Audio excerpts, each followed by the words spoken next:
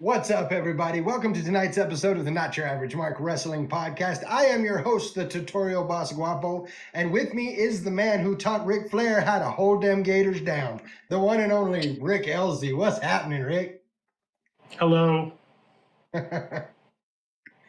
So it's been a hell of a week. Before we get started into it, I of course want to say hello to everybody in the chat. We've got Mikey, we got Josh, we've got J-Reb, we've got Eska. Guys, thanks for being here tonight. I also want to say thank you to Ross and the boys from Labor 12 for our intro-outro music. Track's called Head Rush, album's called Monsters. They got big things coming up. They got a show coming up soon. They're going to open for Head PE. Like, it's going to be awesome. So check out their website, labor12.com. That's laborxii.com. Thank you to Joe and American Legacy for Not Your Average merch. We got hats, beanies, skull caps, bandanas, and soon-to-be shirts. Thank you to J-Reb's 3D Printing for this piece of awesome right here. If you have a logo that you'd like to get in a light box like that, all you got to do is hit up Cameron at jrebs3dprinting.com. Thank you to Heck Yeah Radio for having a way, if you miss the podcast, which if you do, shame on you, first off. But if you do miss the podcast, you can go to heckyeahradio.com, click on the Not Your Average Mark button, and listen to an audio version of the podcast. Thank you to Blind Ambition Studios for our awesome graphics, to the WrestlingSociety.com for including us in their podcast room, and of course, the one that makes it all work, the guy, Patrick. Thank you for everything you do. What does he do? Everything. You need something done, he's the guy. That's why we call him the guy. He's put together an awesome website. Check that out at notyouraverage.mark.com. You can get our calendar, you can get bios, you can get merch, all sorts of good stuff. And we've also put together a Discord where you can come do a watch along with us. We watch Raw, we watch SmackDown, we do PLEs, and it's just a good time to watch the show and chat about it. And I hope to see everybody there. Rick, you're always there. What do you think about it? I enjoy the watch-alongs. I like just chatting with like-minded people while we watch TV. It's fun. Do you get the feel like you did back in the day when, you had 3 or 4 people lined up on the couch and we're all watching Raw or SmackDown? Yeah. It is, and I understand that it's a little more difficult on the server when everybody can talk. So the chat feature is a little, it holds the conversation hostage a little bit, but it's still a lot of fun. I enjoy it. I think that you've invited the right temperament of people. We'll see what happens. If some people trickle in that are less desirable, my opinion may change. Okay, well, we'll have to see what trickles in, but I do appreciate you and everybody else that joins for the watch-alongs. It's such a good time, and couldn't do it without all of you, so thank you so much. Let's get to some main roster moments, because we've had some good ones. We'll start off with SmackDown. I liked the opening for SmackDown. Mikey's saying it's almost like the Nitro party of old. I like it. I had more than one Nitro party. I know what you're talking about there. SmackDown was a good opening. I think having Solo introduce JC Mateo as the guy who made sure Jacob kept the title may have been the most passive-aggressive stab at Jacob Fatu yet. Yeah, that was good. So are we finally going to pull the trigger on Fatu versus Sikoa? Because, we've been building that for a minute. I mean, I feel like it could happen at any time, but we know that Triple H is in no hurry to get to anything. He's going to let it happen organically, and it'll happen in the moment that they need it to happen. It's Triple H. One of the defining things of Triple H's era of booking are ignorant fans immediately flaming out when something doesn't happen right now. And then it pays off a year later and everyone's super excited about it, and nobody wants to talk about how stupid they all acted a year ago. No, absolutely. Mikey says, passively speaking, I love you, Solo. The triple threat was a decent match. Everyone popped for Alexa Bliss, of course, and Chelsea did what Chelsea does, which is be awesome. Yeah. However, it appears that Chelsea Green is still in mourning because she came out in completely black attire as opposed to her Yeah. stars and stripes. So I guess she's still in mourning at the moment. And rightfully so. She should be in mourning. It Um, did felt like a death in the family when she lost the title. it did, didn't it? Especially to Yeah. her. And Praxium versus DIY. I feel like that was a cool down match. I really do. oh yeah, it was. It was. Don't get me wrong; these guys are good. Like they're good in the ring, but I'm just having trouble getting invested in either team. You know, it's a running theme. We talk about it all the time. So I'm still amazed that people are shocked. WWE has never been the place for tag teams. There have been a few pieces of certain eras when the main event picture belonged to a handful of teams, but those teams always ended up yielding single stars. And Yes. its tag team has never been the calling card of World Wrestling Entertainment. And so it's always going to be filler. It's always going to be difficult to get people over because they're constantly looking for that member of the team that's going to break out and be a single star.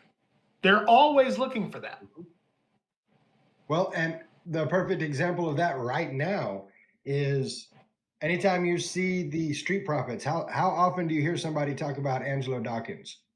No, it's always Montez Ford. So, I mean, and Dawkins is awesome. Like, Yeah. I I don't mean, he see could him. be. I don't see him in the main event. I see him more mid card title, but he's still great. I mean, so it's not that I have a problem with the tag team division because SmackDown does have a hot tag team division. I just can't get invested in these teams, which I'm glad you said that the way you did because it brings me to my side note. Was Ciampa better, in your opinion, as a singles competitor? Yes. Unequivocally, yes. See, The and that's where I'm at on Blackheart, it as well. the Blackheart, Tommaso Ciampa, that guy could be an intercontinental champion level guy. I don't believe Johnny Gargano is a major single star. He's a nice mid card guy. He can go out there and have good matches. Johnny Gargano is not the star Tommaso Ciampa is. Just like Angelo Dawkins is awesome, but he is not the star that Montez Ford is. Very true. Montez Ford versus Tommaso Ciampa could be a WrestleMania main event if they book it right. Yes, absolutely, it could. We got an interview that hurts my heart. Before we get into that, Mikey's saying, I think that we haven't had a division in years as active as it is now. That's true. This is probably the most active I've seen the tag team division on SmackDown because Raw doesn't have a lot going as far as tag teams. There, like I said, that there's bright spots in every era, but in the big scheme of things, you can probably count on one hand the number of tag teams that could have been the main event of a WrestleMania. It's just not what they do. No, I agree. So the interview, my boy, my homie, R-Truth, got put through a table. Yeah, I've already put out my thoughts on John Cena about that. Right. Bastard. Yeah. So Ron has decided that that was not John Cena that did that because the John Cena that he knows doesn't turn on people like that. The John Cena that he knows isn't like that. So he's gonna have, if he's got to go ahead and beat that John Cena out of this John Cena, so be it. So they will have a match at Saturday Night Main Event this Saturday night. Ron, buddy, what are you doing? You know your boy is going to get murdered, right? I know. I mean, you know that, right? Well, no, because we're going to talk about that in a little bit. So I'll throw it out there then. I'm going to throw out a what if for you a little later on. Okay. Getting back, because we're going to do some predictions for Saturday Night Main Event. Okay. I like the chemistry right now between Carmelo Hayes and Aleister Black. Wasn't expecting that chemistry, and I like it. And I very much like the fact that they're not allowing any of their matches to be squash matches. Because they very easily could have. Yeah. And they're not. And I like that. And one part of that match that I don't have to speak a whole lot about. I can say 2 words and everybody will agree with it. The Miz. Enough said. Yeah. This is what, the 4th week he's taking a black mask? The Miz makes everything better. Yes. Yes, he does. Looking over at the chat, Jello, welcome in. It's all right if you're a little bit late. We'll forgive you this time. Don't let that shit happen again. I'm kidding. Mikey saying ruthless aggression is an understatement for what Cena is doing to Truth Saturday. Look, man, you gotta put it like that. Why you can't just say Cena's gonna beat him? Why you gotta put all the stuff on it?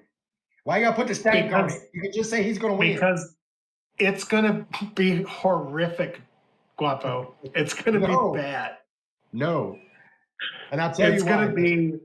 It's gonna be one of those things where we're sitting at home going, come on, stop. It's gonna be bad.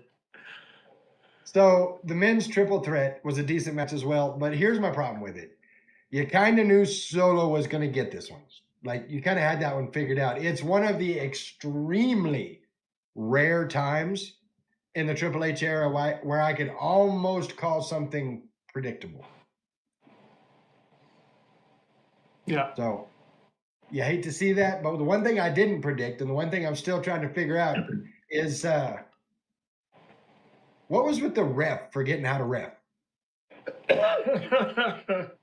Like, that's some borderline clown show shit. I mean, it's like during the show he bought a ticket. I had to do a double take to make sure that it wasn't Bryce Remsburg or one of those guys from AEW, because it was like, whoa, what are we doing? Like the ref sitting there watching, going, "Cool, what's he going to do next?" Like, I don't know what happened there. Like, if there was a glitch in the Matrix or what, but that was off. I like that we got the impromptu JC Mateo versus LA Knight match. That was fun because it was a strong way to showcase the big guy. I mean, I think it went longer than it should have, personally. But probably it was solid. Julia is officially a member of the SmackDown roster. Yes, she is. I feel like Julia. I mean, already Julia versus Tiffy. Ain't got to be for the belt. I just want to see Julia versus Tiffy. I'd hold off. I'd hold off on that. I'd do Julia versus Zelina Vega first, and I'd put that U.S. title on Julia. I could see it. I'd let Julia run the mid card for a while. Okay, I like it. Now the main event was all right. I think the focus on this one was more to move storylines than to have a solid match. So for that aspect, it was great. Yeah. As far as the match, meh. Yeah. All in all, this was kind of a middle of the road SmackDown for me. So I'm gonna throw it out there and give it a B-. I think it was a little bit better than a B-. I mean, crowd was really into Tiffany and Nia. True. They were really into it. I think that one thing I would like to point this out because I see this online a lot. WWE right now is doing a lot of shenanigans in matches, a lot of interruptions, interference, non-decisions. They're doing a lot of that stuff right now. They're also very talent heavy. Um, that's a trope that is used to not bury people and to keep things moving in a linear fashion. Uh, if people are going to get upset at the amount of shenanigans, then we're all going to need to collectively agree that we will not get upset when our favorite person loses clean because you don't get to have it both ways. Very true. You And you you don't have it both ways. you saying that reminded me of something I saw that today, actually, that was a quote from Seth Rollins. And Mm-hmm. it's outside of of everything with I'm the future, all of that. This was aimed directly at wrestling fans. And it said, Yeah. we as wrestling fans need to be better to each other.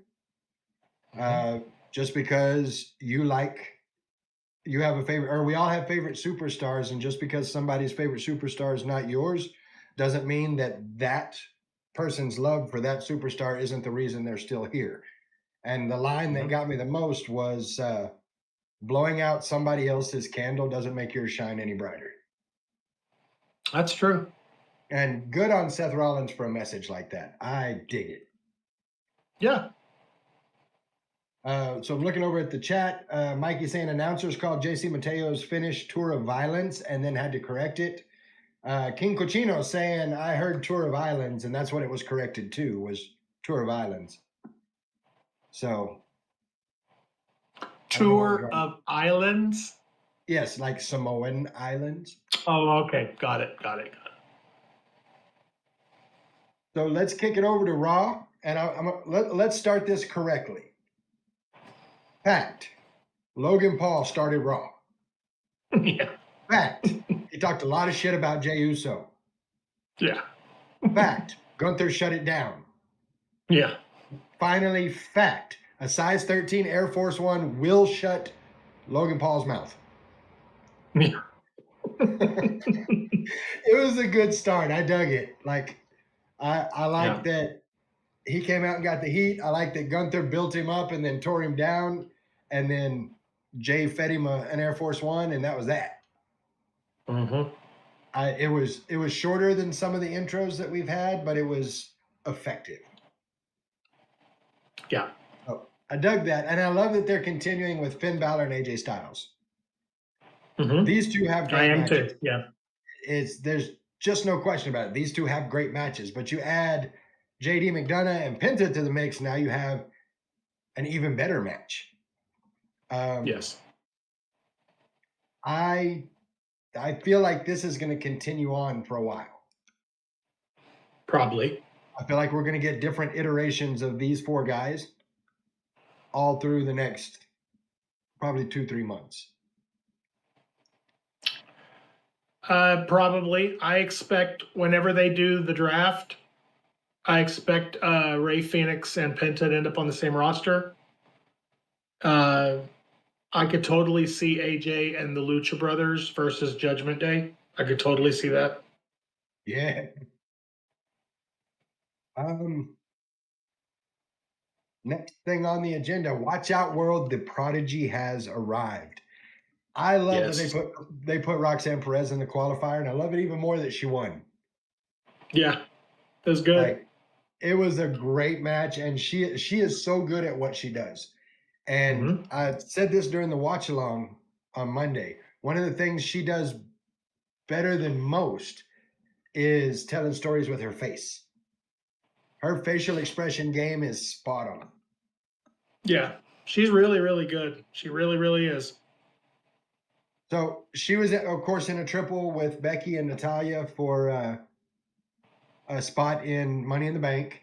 So a little bit of a side note. How has that got to feel? 3, 4, 5 years ago, you're a fan that's watching Becky and Natalia. fast forward to Monday, and you're in the ring working Becky Lynch and Natalia. Yeah, that's quite an achievement. Something that she can be proud of. They obviously have great confidence in her to put her in that kind of a situation. So That's well-deserved confidence too. yeah, It's definitely earned.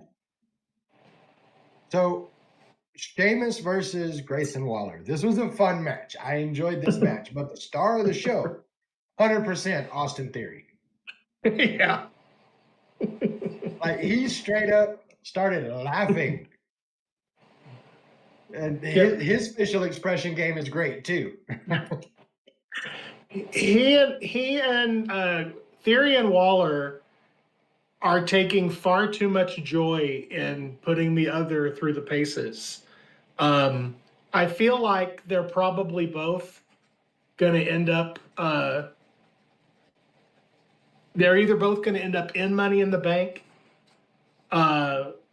or coming out of that pay-per-view, they'll fall apart because they cost each other their shot at Money in the Bank.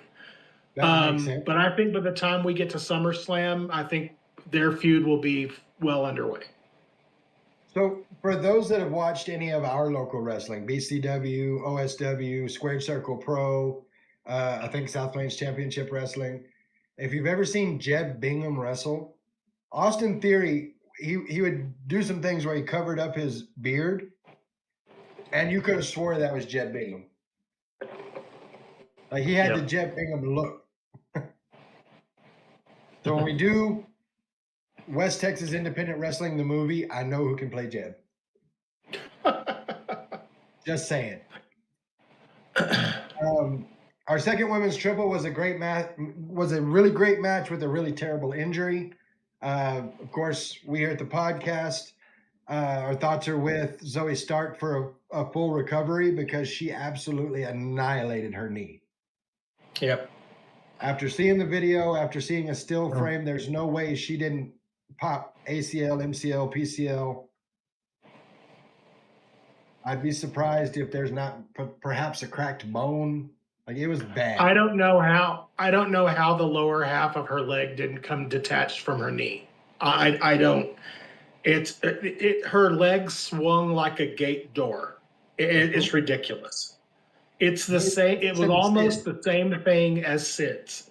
Yep. It looks so bad. She couldn't put weight on it. They had to carry her out. Mm-hmm. I mean, the worst thing for me was you could hear her screaming. Like, that's the most awful part of that. And good on WWE for pulling the cameras back. Good on them for not focusing on it. Good on them for not replaying it. Because that's the part of the Sid injury that I hated more than anything. Was the next night on Nitro, they played that clip like 18 times. Like, I don't need to see that. Why are we showing it? No, I agree. And I'm glad WWE didn't do that. No, they, just like you said, they pulled back and then pulled up to a shot of the briefcases and then went to commercial. And they never replayed it. The announcers didn't say, oh, here's what just happened. You know, we didn't see any of that. And I'm really, really proud of them on a production level for not subjecting their audience to that. No, the most we got was, we hope to have something or some form of information to give about Zoe Stark later in the show. I feel like if it had happened on AEW, they would have pulled out a telestrator and they would have spent 30 minutes showing us exactly how this happened. Oh, absolutely. Like, at the same time, you know, giving the kudos to WWE, I also want to give kudos to the professionalism of Ripley and Kairi Sane. These two never faced each other, yet still managed a spectacular match, seemingly on the fly, after it goes from being a triple threat to a one-on-one. So huge kudos to them, because... And it was Kairi's first match back in forever. Exactly. So it was a great match, and I want to point out the professionalism of Rhea Ripley and Kairi Sane to keep that match going and keep it cohesive, even though the plan is completely shot. Well, Natalia mentioned on Busted Open Radio, they talked about it, and Natalia said that she knows Zoe Stark well enough to believe that whatever this is, because Natalia said that she had not heard exactly what happened, but that she believes that whatever this is, that Zoe Stark is the kind of competitor who will smash every single doctor's timetable, that she will be back quicker than they expect because she is a student of the game. Well, the only report I've heard says that they don't expect her back in 2025. Yeah, oh, she'll probably won't be back this year, but I hope that she takes her time, and if she's the kind of person that if she can come back healthy and confident and come back early, good for her. But just take your time and make it work. Absolutely. I see it happen far too many times. People rush back when it's not necessary. Mikey's saying in the chat that it's also good. We're throwing kudos out all over the place for this match. Good on not only WWE, but Rhea and Liv and the ref and everybody else involved for stopping the match so Zoe could get out. Yes. Notice nobody ran over and started kicking her. Exactly. Nobody ran over and started dropping legs on her, stupid shit like that. Oh, and J-Reb saying she had to have torn everything you can tear in your knee. No question. If you haven't seen it, we're not going to show it here. Sure. If you haven't seen it, there's all sorts of places you can see it. It's ugly. I'll leave it at that. It is. It's awful. If you haven't seen it, trust me, you'll only want to see it the one time. Yep. So Dominic Mysterio, you slick little bastard. Somebody explain to me. Like, this dude has to have beer-flavored nipples. That's all there is to this. Because how do you go from having Rhea Ripley, then moving on to Liv Morgan, and now Roxanne Perez? Are you kidding me? What the hell? It's the mustache, dude. It's the mustache. We have a hashtag beer-flavored nipples. I don't know what to. It's got to be the shoes. No, sorry, throwback there. Nobody likes a mullet that much. Nobody. I think it's just that he's a cheap date. She handed him a box. She handed him literally a shoe box full of chicken nuggets. Yes. It was like, what is that? Like, what did you just do? Like that. Mike says it's the chicken tendies. That's what it is. Girls love chicken tendies. That's what it is. And she gave Carlito a bag of apples. Yes. And did you see that Raquel slapped Carlito's hand away? I love that stuff. It's the little things, man. You're not wrong.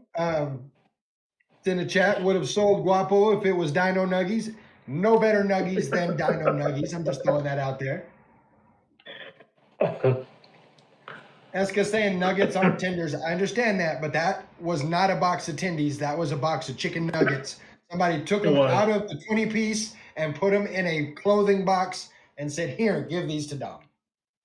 Yeah, they did. Yeah. So she gave Dominic chicken nuggets. She gave Carlito apples, and she gave Raquel a go to hell look. Those were her gift.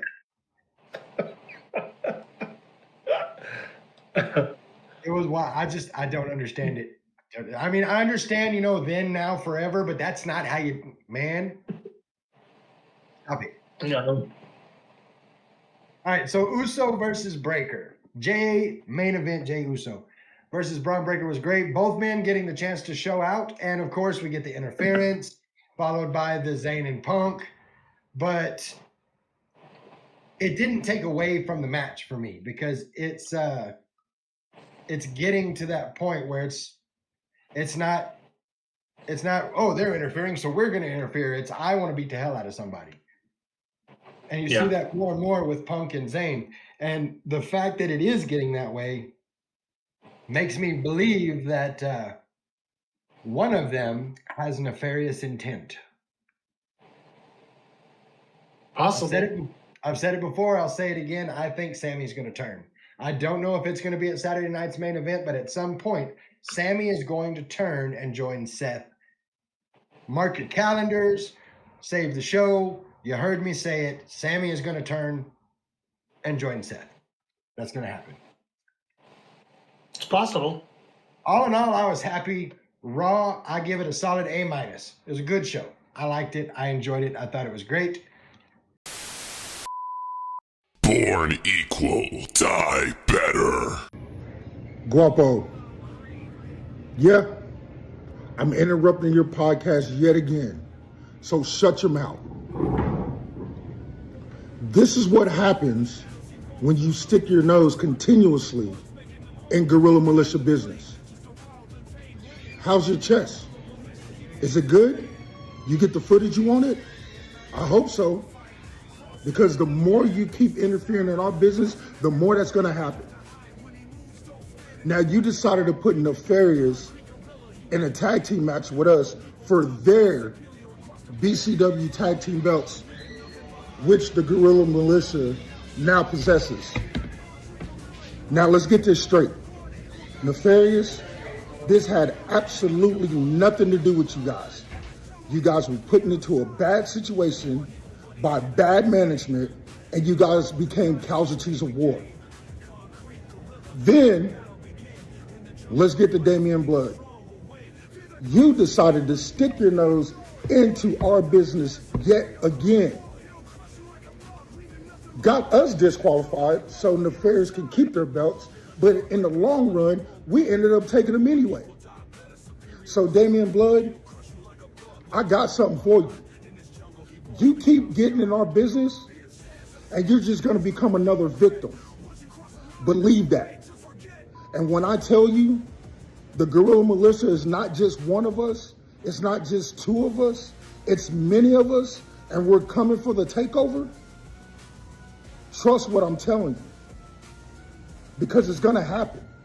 And there's nothing anybody in BCW can do about it.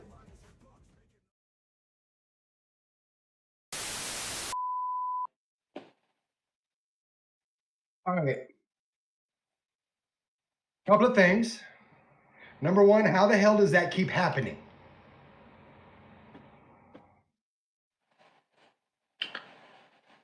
I've made it clear. I want no parts of it. And as far as me sticking my nose in their business, I didn't. I was doing a thing in the ring. I was thinking the crowd. They stepped into the ring with me. They attacked me. And you know what? They win. I don't want no more of it. I walked around with a handprint on my chest for over a week. Who's your producer? Yeah, that would be the guy. Oh, that's logically the only way that gets played. So, I mean, I can't. Did the guy join the Guerrilla Militia on the down low? You don't be putting shit like that out in the world either. I need you to calm down, sir. 1 + 1 = 2. Well, here's 1 + 1 = 2. Here you go. Here's what I have to say regarding that. One, I didn't get in their business. They got in mine, and I'm done with it. I'm out of it. What happens with them happens with them. 2, they may have the belts, but they're not the champs. They took the belts. They did not win the match. So as far as what happened there, they're not the champions. And that's just a fact. 3, 3, you want to threaten Damian Blood? That's on you. That's between you and him. And you know, may the Lord go with you on that, because threatening Damian Blood is not the smartest thing in the world to do. Again, I'm not in it though. So however you got into all of this, understand this. If you're watching this right now, if you're Franco, if you're Ced, if you're the other members that they talked about having, I ain't in it. What happens moving forward, that ain't about this. So understand that. And stay off my damn podcast. Okay. Bring the blood pressure down a little bit. My face turning red. Bring the blood pressure down a little bit. Let's talk about Wrestle Talk Wednesday. And J-Reb saying he's got my back. I appreciate that. So Wrestle Talk Wednesday was the question was, what is your best promo? What is the promo that connects with you emotionally, or doesn't matter how many times it come on, you're going to watch it, or every time you see it, you laugh? What is yours? And here's some of the answers we got. Eska said Bray Wyatt's final promo when he came out as himself. That was a strong and very emotional promo. Absolutely. I still go back and watch that one from time to time. Rick, I've got yours next, and give you the opportunity to explain it. Dusty's promo on Dustin setting up 94 Fall Brawl. I love that promo because not only was that a period of time where Hogan had just come into the company and was the primary focus of the show, Dusty came in the mid-card and stole Fall Brawl. He had some very emotional promo with Dustin about not being available to help Dustin in his feud with Colonel Parker's men, Bunkhouse Buck, Terry Funk, Arn Anderson. He talked about neglecting Dustin as a son as he was growing up, and basically led to the moment where he asked Dustin to allow him to be his partner at Fall Brawl and or Clash Champions. And it was such a good promo, so emotional. Dusty got emotional. But to me, the key for the promo, why it's so good, is that they are in an arena with probably 15,000 fans. Right. And the fans are on their feet, jumping up and down, cheering at the thought of Dusty putting the boots back on. And he just holds his hand up, and the entire place shuts up. Mm-hmm. When you can do that, and you're that tapped in to people, that's a promo. Absolutely. Such a good promo that Cody took from that to end what he was doing with Dustin in AEW. Yep. Patrick saying he'd say his would have to be when Cena called out Rock about him reading his notes on his wrist. That was a good one. Says he laughs every time he sees it. Mike had a good one. Eddie Guerrero's I'm an Addict promo. Good one. That one pulls at the heartstrings, man. My wife, Mama Guapo, has her favorite. Says every time she watches it, she laughs, and it doesn't matter who delivers it, but Steiner Math will always be her favorite promo. There is 142.7% chance that she's going to watch that when it comes on. Bruce chimed in, said CM Punk's 2009 promo on Jeff Hardy, where he called out all the drug use and called out his behavior before sending him home. That was very raw and very real. I get that one. Little Guapo says his is a Roman Reigns one. My name is Joe, and Joe is fighting leukemia. That was kind of a rough one. Yep. Lilith Blood, the Kane Dewey promo on Tommy Dreamer from Cactus Jack at ECW. That's a good one. That particular promo is the first time I really saw Cactus Jack as not, bang bang, I'm crazy Cactus Jack, but he might have some mental problems. Like, it was uncomfortable. And that's what made it such a good promo, was it was uncomfortable. Damian Blood says either the pipe bomb or hard times. It's hard to pick between the two. Understandably so. I really feel like, and I may catch some hell for this, but I really feel like the pipe bomb is the hard times of that era.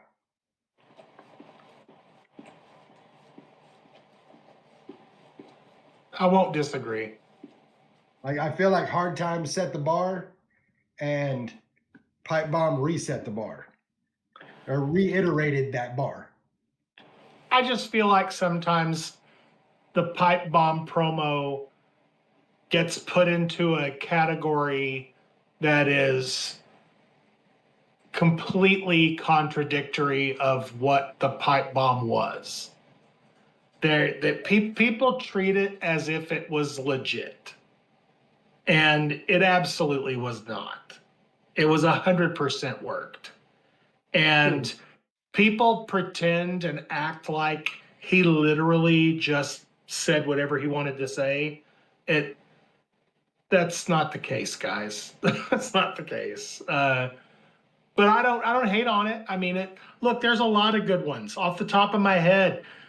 Kevin Von Erich on the Freebirds. This is about decency versus filth. Mm-hmm. The promo that Jericho cut when he debuted on Raw with The Rock. X-Pac's return to the WWF after WrestleMania 14, where he called out Bischoff and Hogan and all them. I mean, there's Paul Heyman's promo when ECW joined the Invasion. I mean, there's so many good promos out there. I mean, heck, you could go back and watch every episode of Piper's Pit had a gem of a Roddy Piper promo in it. I mean, it's every time amazing a man stuff. A microphone was a gem of a Roddy Piper promo. Yeah.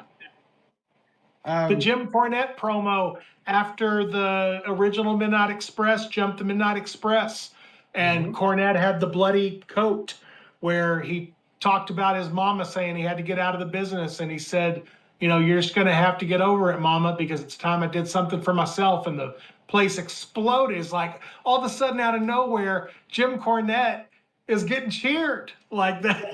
It's just good stuff. It is. And now, Jello, you're going to have to correct me if this is not the right one, but you talked about Cody and Kevin having a 10-minute promo that was just outstanding. I want to say that's the one right before the Rumble, right before they had their ladder match at the Rumble. Let me know if that's not the right one, because I don't want to talk about the wrong one. But that was a great one. Like, them face-to-face in the ring talking about the ladder match and just going at each other, that was a great one. My entry into this, I have two of them.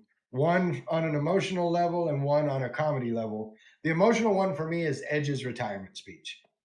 Him asking the crowd, if you'll indulge me, if it's okay with you, I'd like to run down the ramp just one last time.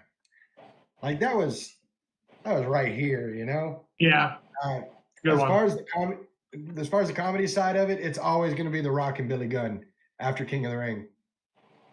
The Rock talking about it starts off funny because he's talking about Billy Gunn. He says, every night you get on your knees and it sounds like this. Dear God. And he shakes his head because he can't keep that voice going. And, my name's Billy and I just won King of the Ring, but there's just one problem. Everybody thinks that I absolutely suck.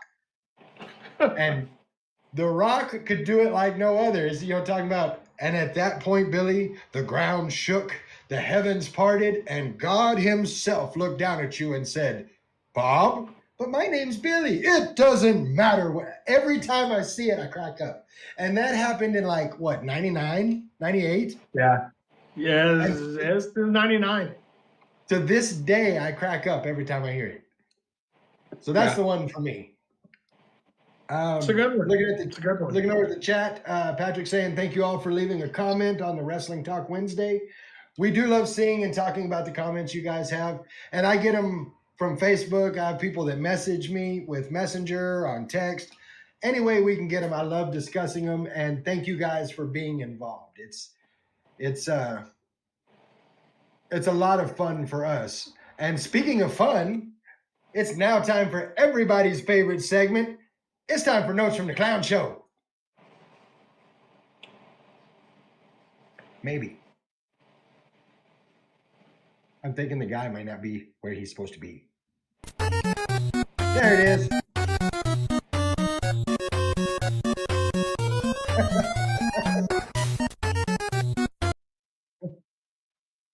All right. There we have ready for Notes for the Clown Show.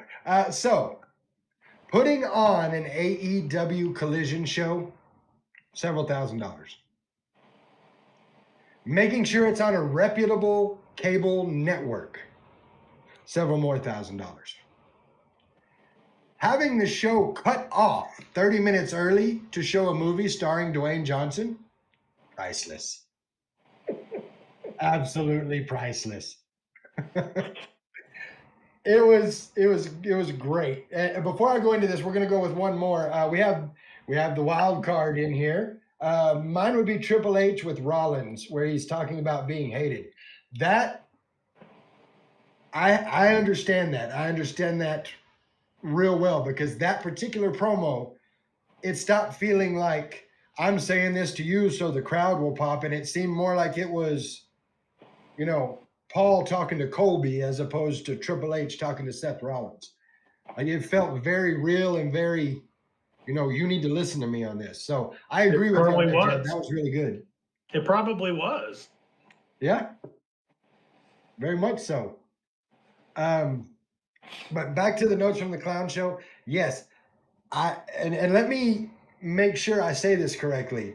Collision didn't end 30 minutes early. No, they straight cut it off. There was a whole 30 minutes worth of show that was still there that nobody saw because Black Adam was on. A movie starring none other than Dwayne "The Rock" Johnson. Yeah. Somebody got in trouble. The irony, though, you can't overlook the irony in that. I still say it shows the lack of priority that AEW has on Warner Discovery. Very true. That's exactly what it shows. They're like, yeah, okay, let's watch this. Next thing.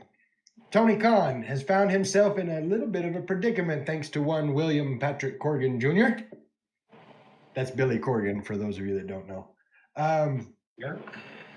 Later this year, AEW is going to have a 2-week residency in the famed 2300 Arena, the ECW Arena. That means 2 Dynamites, 2 Collisions. Here's the thing. If they fail to sell out even one show, the fact that NWA sold it out no problem for the Crockett Cup becomes an even bigger deal than it already is. Because if you don't sell that out and you got outsold by a super indie, and I'm not saying that with a negative connotation. The NWA is awesome. But it's you got some problems. Yeah. Looking over. Looking at the chat, it says it's like The Rock saying, it doesn't matter what you're showing. Black Adam was a movie that sucked. Yes, I agree, Jello. Mikey saying it's bad when the worst DC movie ever did better ratings than Collision. That hurts. I will say this for Tony, though. While he was angry about that, he is very happy right now. Why is he happy, you might ask? Because there was a young man looking to join the WWE, and Tony Khan managed to lure him away. That's right, Kevin Knight is All Elite. So what do you do when you get somebody like him?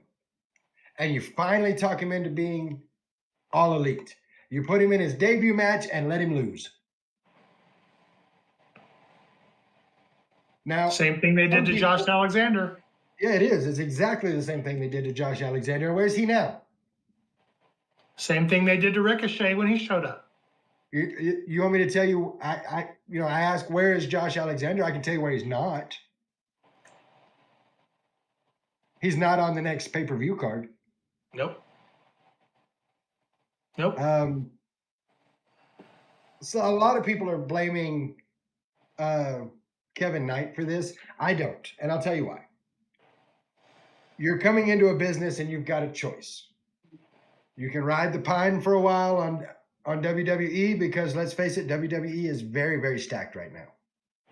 Yep. Or you can take the easy money and not have to do just a whole hell of a lot and get paid for it and go to AEW and not be stuck in mid-card hell. So, I mean, as a performer, I would say that, the choice makes sense until you get your debut match and get beat. So, yeah. Jello saying, I feel so sorry for the boy. I do too. I mean, they could do a lot with him, but no, let's just beat him out. On the not so clowny side of the clown show, kudos to Darby Allin. Sunday morning, he made it to the summit of Mount Everest. The man said he was going to climb Mount Everest, and the man climbed Mount Everest and made it to the top. Now, as long as he doesn't try to coffin drop off the top of it, we should see him on AEW television relatively soon. It's about a 1-week trek back down the mountain, so probably a couple of weeks to recover after that, and then we should see Darby Allin again. Okay. Something I found out about that.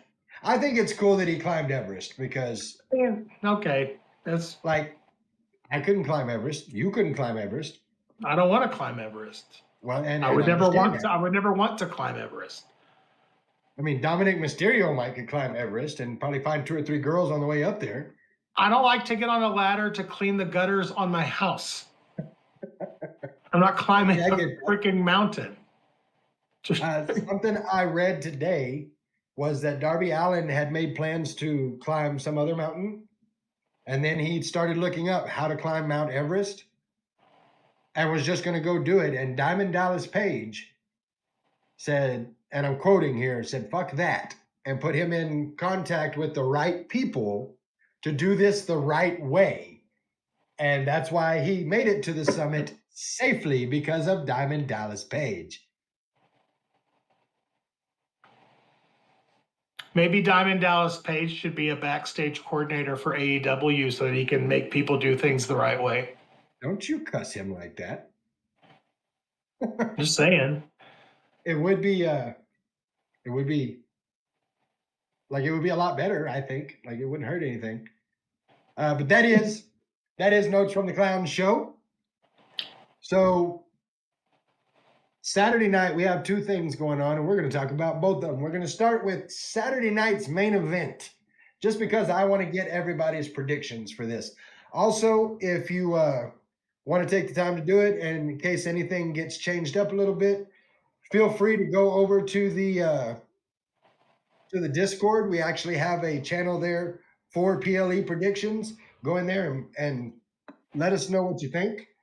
And before I get into it, Patrick saying them girls would be unalived as they don't retrieve the bodies. Just saying. Yeah, that's fair. We've got Camino in here saying, yeah, don't cuss the diamond cutter. I heard Randy has a cool finisher. That's funny. Jello saying something to think about. Of all the talent that has left WWE in 2024 or 2025, are there any that you ever thought, even for a moment, I miss them?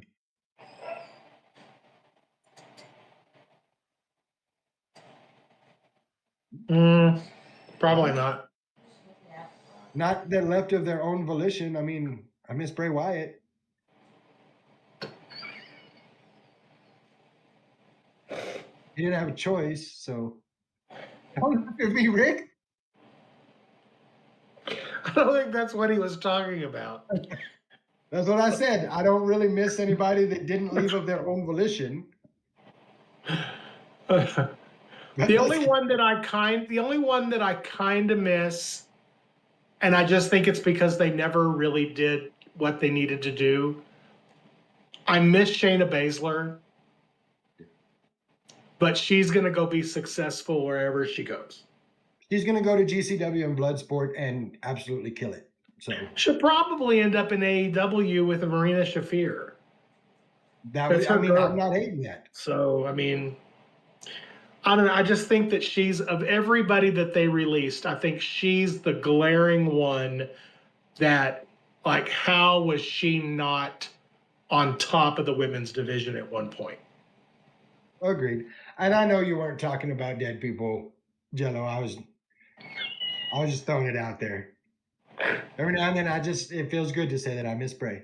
Talking about Gigi Dolan. I miss Gigi Dolan. Why do I miss Gigi Dolan? Because I got a thing for redheads. I miss Gigi Dolan. It's kind of orange hair, not really red. Fiery. Okay. Camino saying Braun's doing cooking and car shows. That is kind of cool that he's moved on to that. So let's get into these Saturday Night Main Event predictions. We'll start Jey Uso versus Logan Paul. What do you got, Rick? Jay's keeping it. I believe that to be correct also. I think it's going to be a good match. There'll be a couple of fun moments where they'll tease that Logan's going to win, but Jay's keeping it.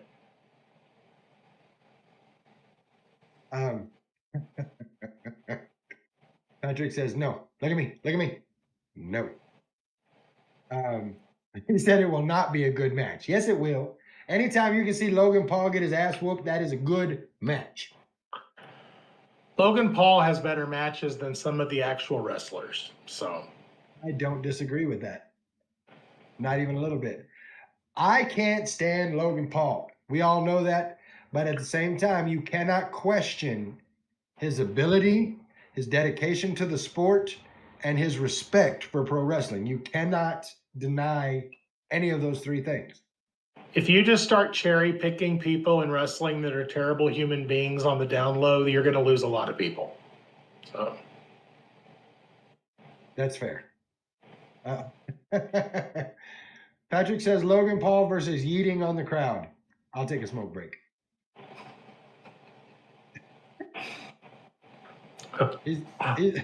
Cameron says he's going to yeet all over Logan and then all over Gunther. Attaboy. All right, that takes us to CM Punk and Sami Zayn versus Seth Rollins and Braun Breaker. I think Seth and Braun win that one. I don't think we get the turn that you're talking about. I don't. I do. I'm going to go ahead and say it. I think it's just set up too perfectly. I think we get a Sami turn. Sami turns on Punk. They have, we get Roman Reigns all over again. They have Seth, and it fits so well because the whole reason I started thinking this was a couple of weeks ago on Raw. You had CM Punk and Jay and Sami standing in the ring, and and Sami had a chair, and the pose they were standing in was eerily similar to the Shield. And then Seth said something about there's always a plan B, and I'm like, oh, that kind of does it again. Now stop and think about it. What did Sami do? With a chair, everybody beat down, he turns around and hits Roman Reigns with the chair. I think we get something similar. I don't know that it'll be a chair, but I think that Sami turns on Punk, Seth and Braun win the match, and Sami leaves with them. It's possible. And I'm not saying it won't happen eventually, because I do think a Rollins, Breaker, Zayn, Logan Paul foursome would be amazing booking. I just don't know that I see it here. J-Reb says, I think we get a non-finish. Either Sammy turns or someone interrupts. One or the other. It's possible. Camino agrees with that. That takes us to match number 3. Drew McIntyre versus Damian Priest in a cage. Who wins that? We do. I mean, I thought they were done at Mania. And I thought Drew, I felt like he had to get the win. Mm-hmm. Now we're in a cage. I do think that Drew will win, but I'm not 100% confident on it. I could see Priest snaking out a win, but I feel like McIntyre will win. My problem with this match is something that you say all the time. Then what? That's a big, Where are we that's going a big one. with either one of them? Yeah. What's next? That's my problem with this match. Me personally, I kind of think Priest takes this one because Drew took Mania. That puts him 1-1 at PLEs, and I think we get him again at SummerSlam. That's possible. It's definitely possible. That's kind of where I'm at on it, because that puts him 1-1 in PLEs. So, which brings us. I just don't know if they drag that out that long. We'll have to see. I'm gonna go with Priest on it. That's a tough one. Okay. Then we come to the next match. Cena versus R-Truth. Now hear me out, okay? Before you say anything, before you give me 15 different gruesome adjectives about what's gonna happen to R-Truth, hear me out. John Cena, rat bastard, is a 17-time world champion, yes? Yes. Nobody said, like, it was a big buildup. This is his last year. He has to win number 17. Nobody said that it has to only be 17. No. So in his last run, he has a match against somebody who has considered him his childhood hero the entirety of his career. John Cena puts over R-Truth and then kills him Monday night and takes the belt back.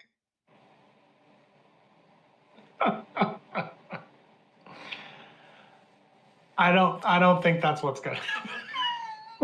Look, let me have my dreams, okay? I mean, it's a nice story. Yes, it is. I think that this is going to be the WWE version of the first 10 minutes of Saving Private Ryan. I think that. Why it gotta be like that? I think this is going to be the Cena Lesnar moment reversed. I think R-Truth is going to get freaking mauled. Cameron has a good question. Is the title on the line in this match? No, it's not. They've made that apparent. It's a non-title match. Yeah, Ron's cooked. Yeah, he's gonna get killed. He's not just gonna lose. He's gonna lose huge. Okay, this is gonna be. You and your damn descriptive words. It is gonna be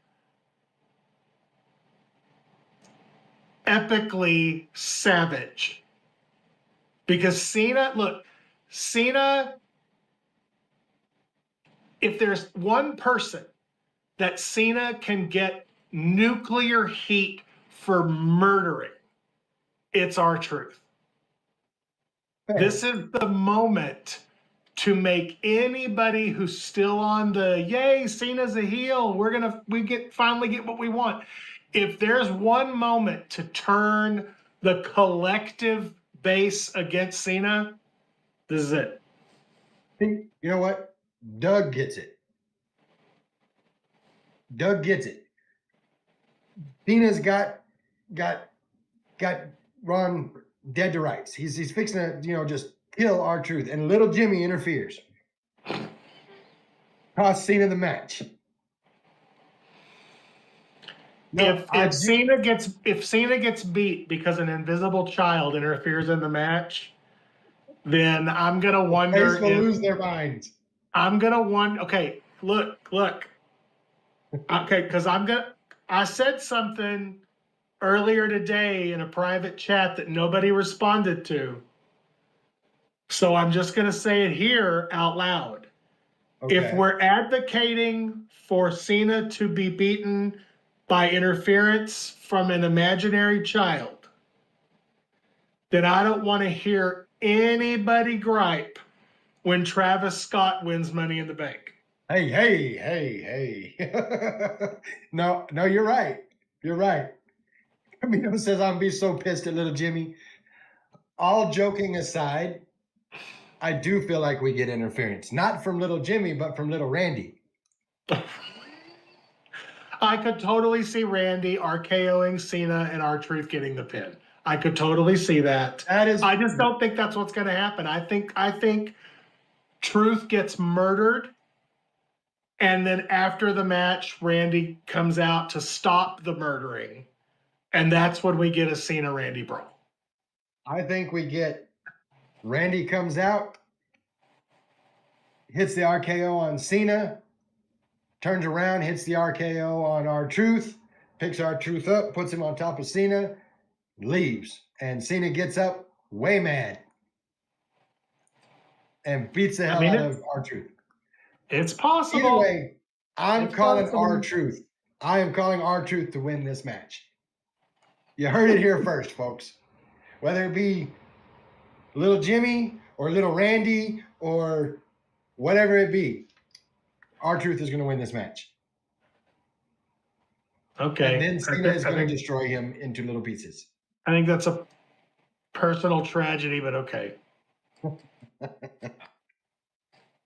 Now, those are the only 4 matches announced so far.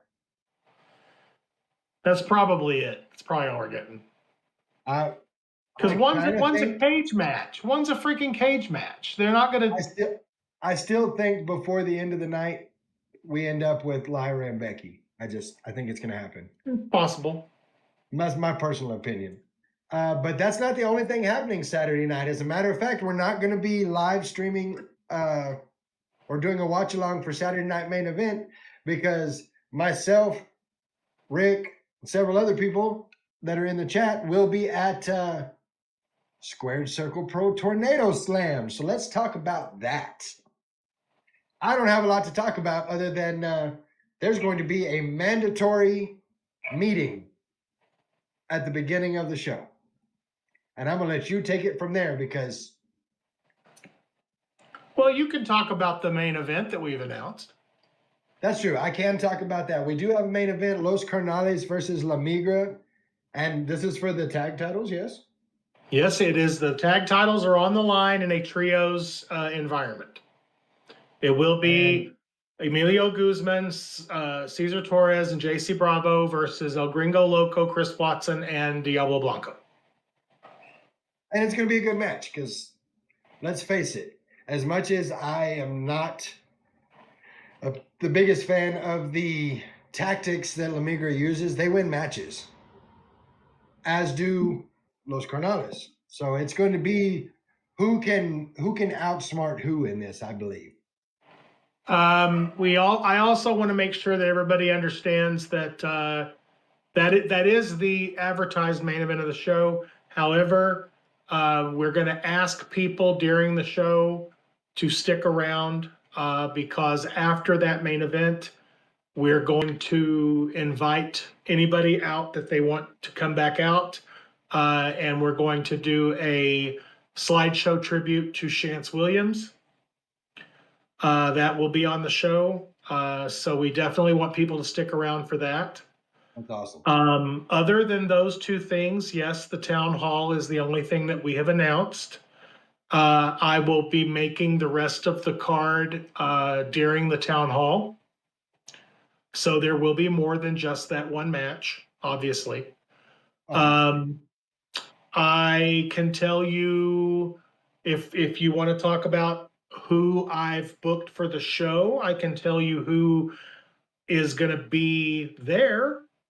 But as far as the matches that will take place, that's going to depend on the attitude of some of the people in the building. So, would you like to hear some of the people that are booked for the show? Absolutely, I would. Well, we have obviously the iPay-per-view champion Draven Reeves will be live in the building. His former tag team partner Jeb Bingham will be live in the building. We will have 3 of the young up-and-coming stars of the Panhandle area. Jesse the Kid James will be making his SCP debut. Cisco Kid will be making his SCP debut. And Miles Journey will be making his SCP debut. Nolan Phillips will be in the building. He will be there as well. Paula Fate, obviously, will be in the building as well. We will have Brian Rivera and Jordan Slade will both be in the building. Baby Samoa and Damian Matrix will be in the building as well. So that's a volatile group to have in the same building. I mean, just based on the names that I've thrown out, you could get some good matches out of all that. Oh yeah. So, but you know, the town hall is being done for a few reasons. Number one, I feel that it is imperative that I address publicly what happened at the end of spring break and what my plans are moving forward for SCP in light of the epiphany that I have had after the last year of SCP promotion. And the epiphany that I have had is that I have spent far too long booking wrestling for people who do not appreciate it in the manner that I do. And I am now going to start booking wrestling in a manner that I can appreciate. And I am no longer looking for the adulation of people who I deem to be unworthy of my talents. And I am now focused on the business at hand. And I am no longer interested in the approval of people that I do not respect. It's understandable. I do. So go ahead. we are moving forward, and I do have, I guess I do have one thing that I can throw out there. I know you like little nuggets, so I do throw this out there. There will be one surprise at the show. And I will just tell you that this person is the sole survivor of the Great Purge of 2025.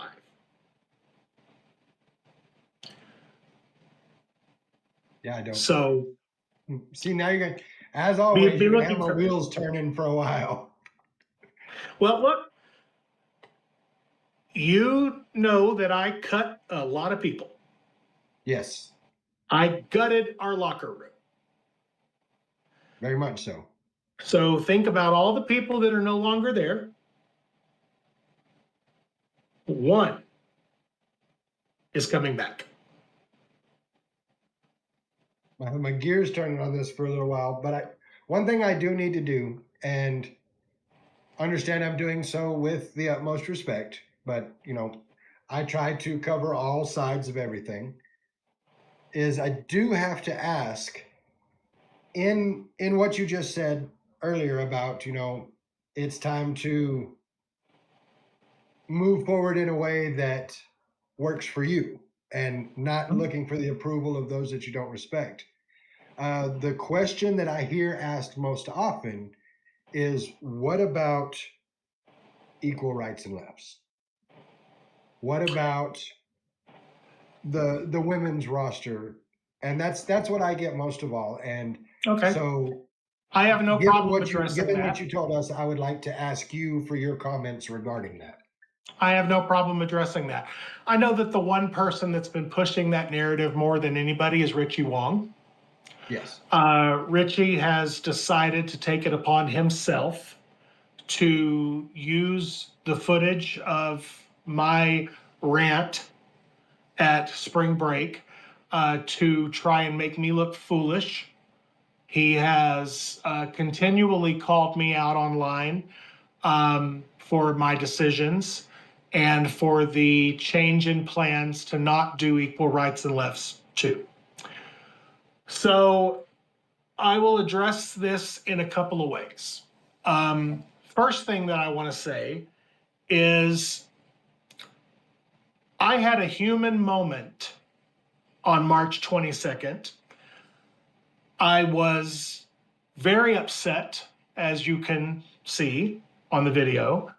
I had a lot of emotions flooding in that moment, and I tripped over my words. I am not perfect. I am not a perfect human being. I'm flawed just like everybody else.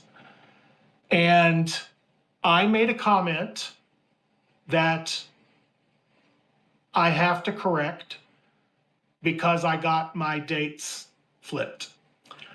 What I said was that in January we had no stars and we had no women, which was obviously not true because we had several women on the show and we had several stars outside of the regional area. What I had intended to say, and it did not come out the way that I intended for it to come out, was that I was upset that that show, that March, the first show that we did not have outside stars from the Lubbock area and the women, was the first show of all the previous shows in the last year where we were shoulder to shoulder, packed, sold out. Mm-hmm. And that annoyed the hell out of me. And so I tripped over my words, but instead of giving me an opportunity to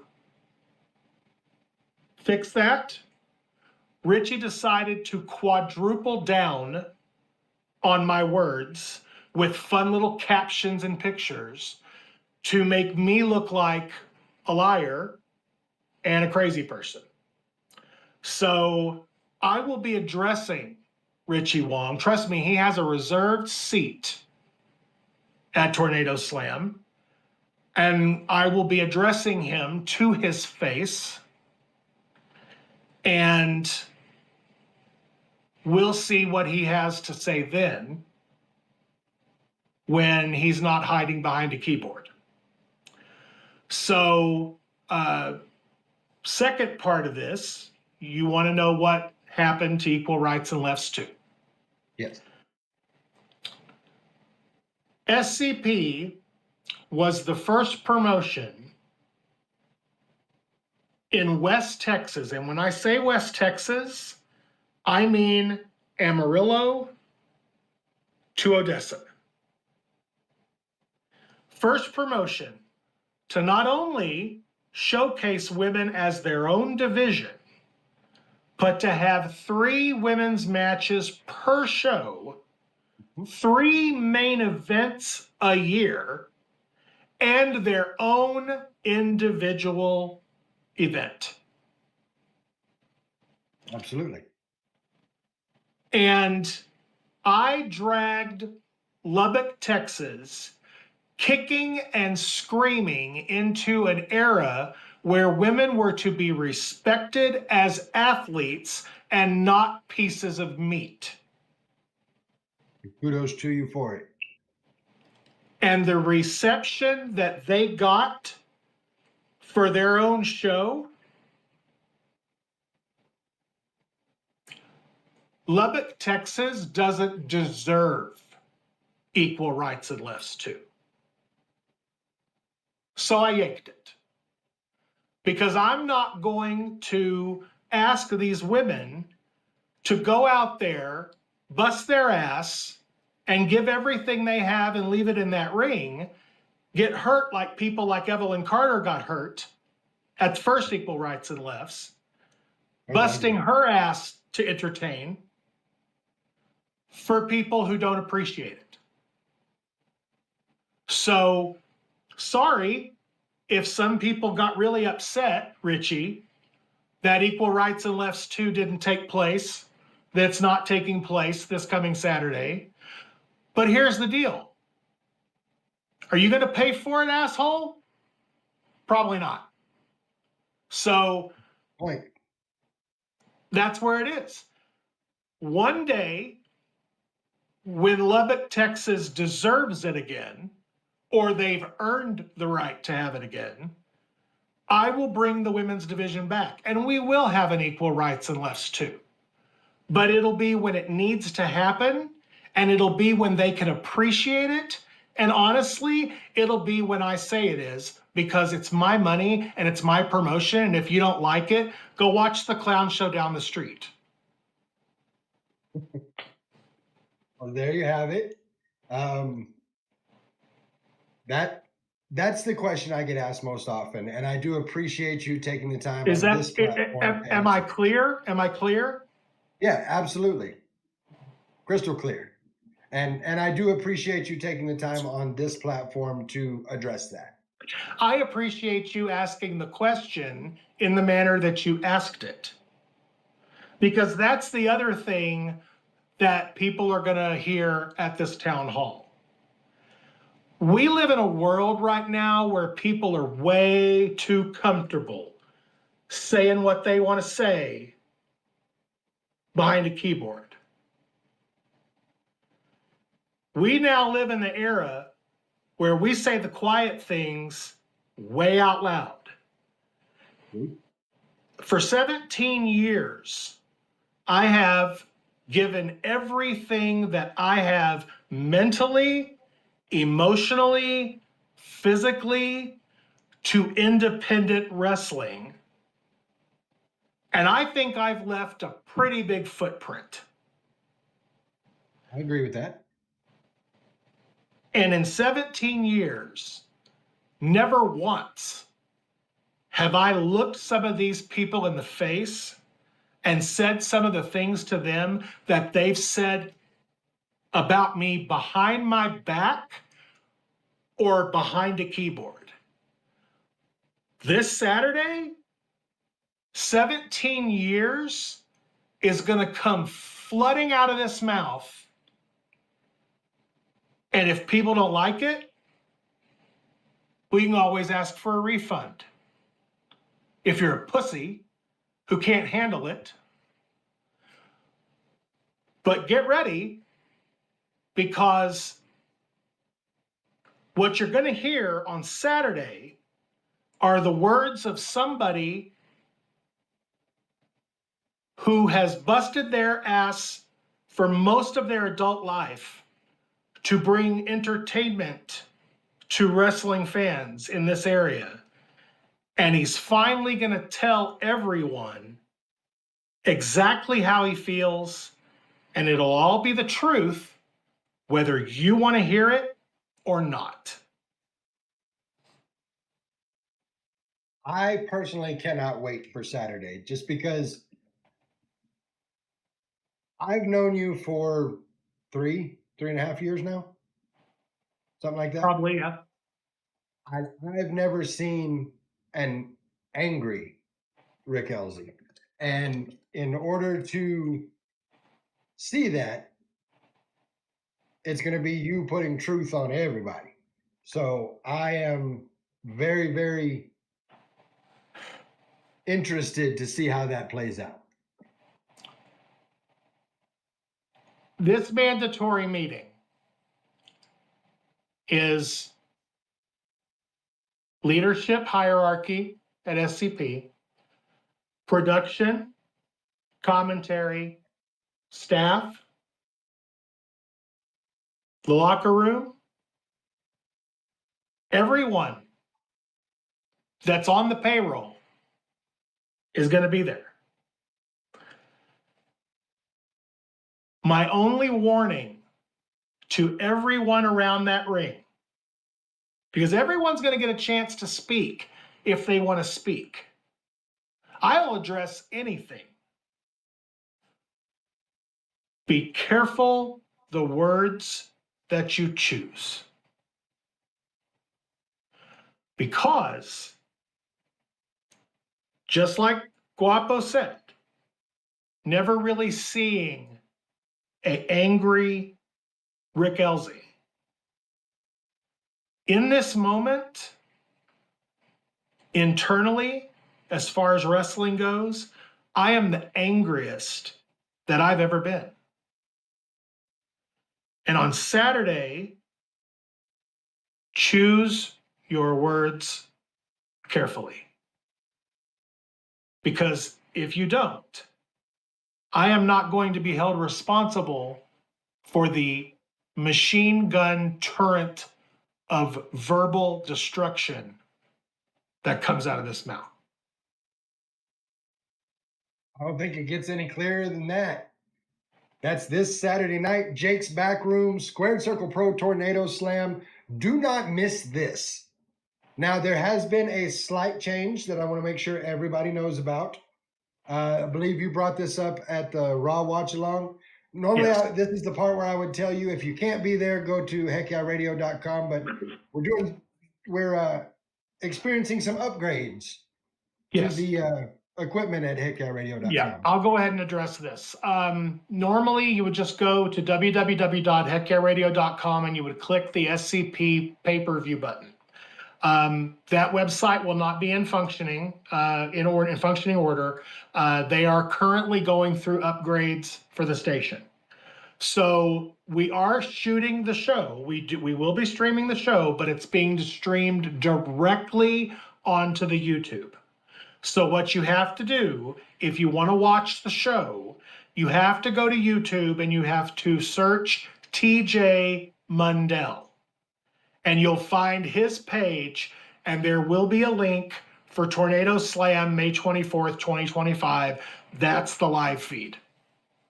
And I will make sure that we have that out on our socials and a reminder before the show.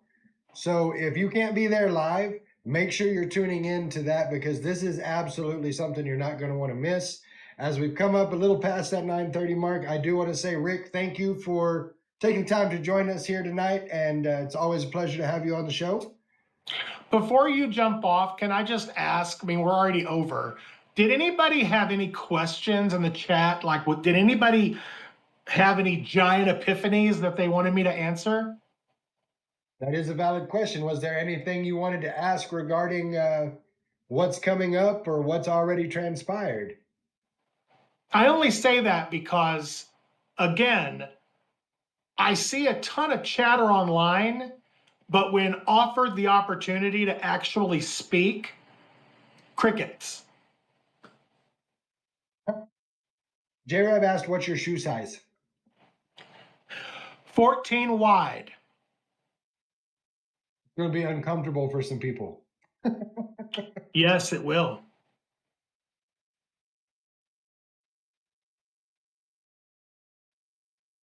Camino saying, fuck those questions.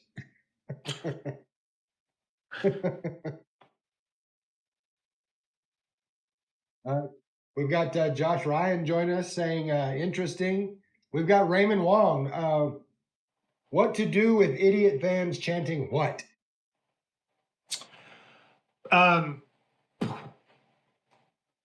If I had my way, it'd just be like Squid Games. The doors would open at the top of the arena, and they'd just be done. That's funny. I actually just finished watching season 2. Isn't it great? It is really good, and Good show. I'm not Good going to say show. anything about it because I want to anybody that hasn't watched it yet, but that was Good not stuff. the good stopping spot. No. All right. I don't see any more questions coming in. I do hope to see everybody that's watching this, everybody that's listening to it. If you are in the Lubbock area, be at Jake's Saturday night. Doors at 5:30, bell at 6, or I guess meeting at 6. The doors will open at 5:30. The meeting should be right at 6 o'clock. First thing out the gate. Okay, there you have it. I hope to see everybody there. Once again, Rick, thanks for being on the show. Thank you to everybody in the chat. You guys are the reason I can do this. Thank you for giving me the opportunity to discuss these things with you. I will see everybody. Actually, I'll see everybody tomorrow night for SmackDown Watch Along. If you haven't already done it, head over to the Discord, join the Discord, and let's watch some SmackDown tomorrow. Get ready for some Squared Circle Pro. Oh, wait a minute. We do have one more comment, and we've got to stop after this, but I feel like this is an important comment. Josh Ryan says, should I have said what I said? No. Was I wrong? Well, as you said, 1 + 1 = 2. I will address Josh on Saturday because Josh has been with us for about 10 years. And I have been one of his biggest supporters.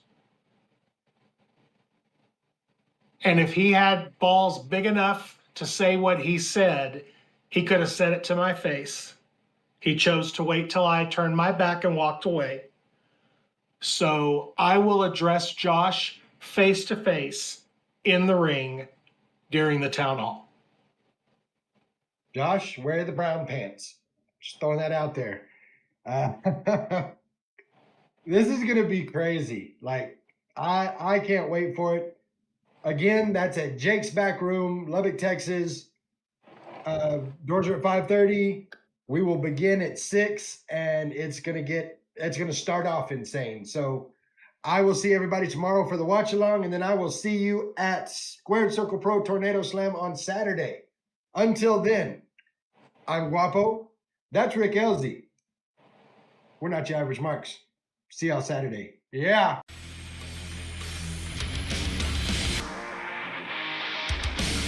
I'm gonna drink it all away